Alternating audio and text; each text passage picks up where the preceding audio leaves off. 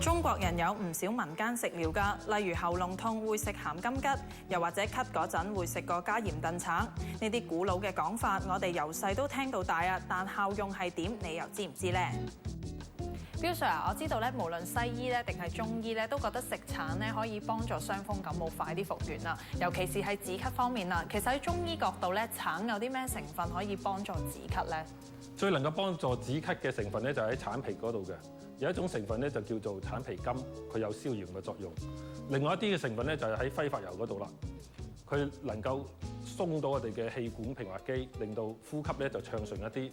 所以我哋講咧就係能夠止咳化痰啦。由於橙皮就個味道幾苦澀下嘅，咁所以咧坊間就有一啲醃製過嘅陳皮，其實都係由橙皮或者係苷皮做嘅。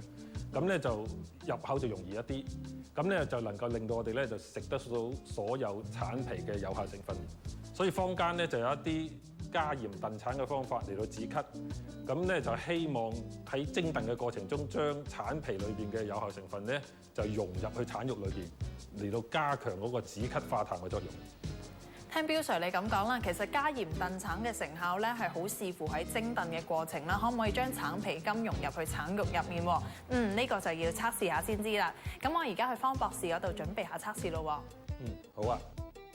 橙皮入面嘅橙皮苷係止咳嘅重要成分啦。係啦，方博士啊，其實喺蒸燉嘅過程入面咧，橙皮苷呢種成分係咪可以仍然保留到嘅咧？其實係可以嘅。嗱，我哋睇睇嗰個過程裡面咧，蒸燉嘅意思即係話喺一個密封環境裡面用水將佢蒸，意思就係話去到個沸點，而沸點去到100度裡面咧，將我哋嘅食材慢慢嚟到去燉熟。嗱，咁整個過程裡面咧，由呢個溫度去到頂晒籠都係100度嘅啫，咁所以個保持性同埋完整性咧係相當之理想，亦都可以保存到嘅。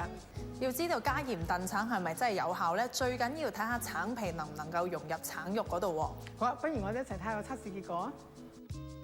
呢個測試非常簡單，我哋喺事前已經準備好一隻橙，切開個頂之後，加入半茶匙嘅鹽，再將成隻橙放入燉盅度燉20分鐘，加鹽燉橙就完成啦。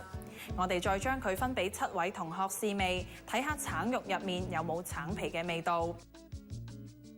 鹹鹹地咯，即係個金桔味就唔會太明顯，但係食落去好多汁都幾舒服嘅感覺。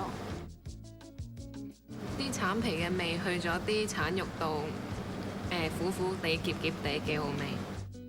係啦，方博士啊，頭先有部分同學就話咧，食嘅橙肉入面咧有橙皮味啊，可唔可以同我哋分析下測試嘅結果係咪即係代表咧已經有橙皮苷嘅成分喺度咧？嗱，其實咧同學們咧試過咧嗰個口感上面呢個橙皮咧有啲甘甘地、苦苦地嘅澀味咧，咁咧證明到咧有呢個橙皮苷咧就滲入咗個橙皮裡面啦。